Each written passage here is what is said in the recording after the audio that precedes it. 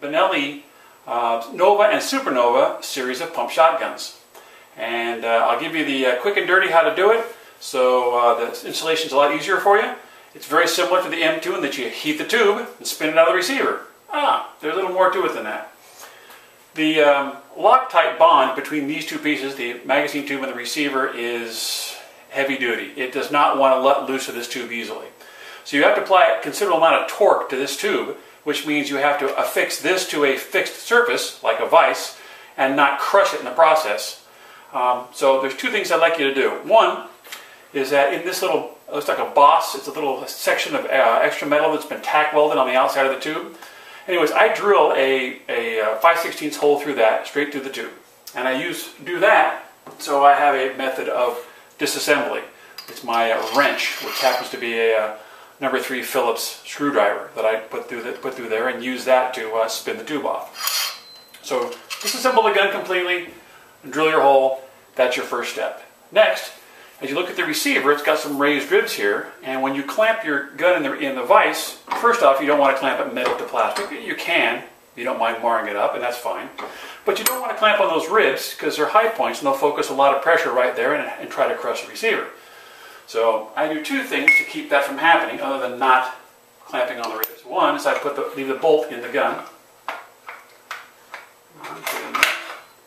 And by having the bolt in there, you can't crush it because it tries to crush the bolt and the bolt won't let the receiver crush. So that's number one. Number two is I will throw the trigger group in there, which also helps keep the receiver from being deformed under the pressures of clamping.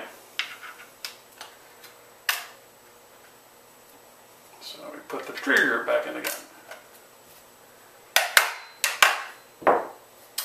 And then to protect the receiver from harms and scratches, I know guys have, and I have some too, they're rather thick rubber vise soft jaws, and they'll let the receiver move too much. So I use a chunk of leather. Much better choice. And I clamp it thusly. You can be careful not to clamp those raised ribs on each side of the receiver. Okay? And I clamp it pretty darn firmly to the point where if it's loose, you can see how this loading gate wants to move. By the time I get it clamped up where it belongs, it no longer wants to move.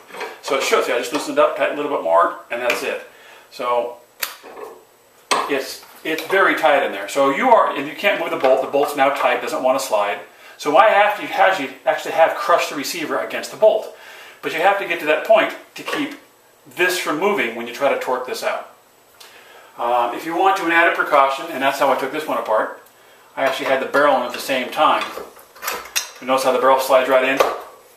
So for the initial process, wouldn't be a bad idea to have a little more torque on it and know you haven't destroyed anything that's crucial to the operation of the gun. Then beyond that, I will use a piece of cardboard. It came off a Fiocchi ammunition box. Little plug there. Why not? I'm doing the video.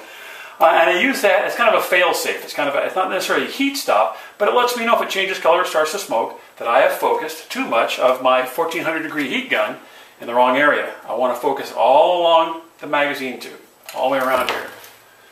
And roughly, I took a quick glance at my watch when I did it, and it was about 7 minutes of heating. And I kept working around, and you really can't overheat it. Again, provided your cardboard doesn't start to and doesn't ignite, you haven't applied too much heat to bother your receiver any, and this has been taken apart before with heat, and there's nothing, no deformation of any kind, no plastic damage of any kind. So again, that's my little fail-safe. Just heat it up and heat it up. And again, about 7 minutes, 8 minutes, somewhere in there, you'll get tired of doing it, but it'll get nice and hot. So once it gets up to what you believe is the proper temperature, and you'll be able to test a couple times along the way, take your screwdriver, your torque device, put it through there, and literally I had to put my arm on one side, hand on the other, and give it a good reef to get it started. Once I got it started a little bit, I made it go a little bit further, got a full turn out of it without putting it all the way through and scratching up the barrel. Once I got to that point, I was able to pull the barrel out, get rid of the heat stop or the fail-safe, and continue to turn it all the way out. And it'll fight you. You might go 6 or 7 or 8 threads as it fights you on the way out, but eventually it'll turn loose of it. Now actually you could reuse this. Yeah, so after it's got a hole in it, but if you cut the flashing out of the inside, it's fully reusable. You haven't destroyed the tube. Now Now, beyond that, it's fairly straightforward. You clean the threads up, put a little Loctite on it, and throw your XM2BE in it. So I'll do that here, just dry fit it for camera. And the reason why I'm going to go this far and show you this, because this is pretty straightforward, is now you have a little different assembly-disassembly procedure when working with this gun. This tube, for all intents and purposes, is now fully affixed to the receiver, as the other one was. It doesn't come out, not part of the normal disassembly. Move over here, pull the trigger group out so I can continue to show you the rest of the process. So we'll take our trigger group and bolt out. I'll just show you, break it down to the parts that really matter.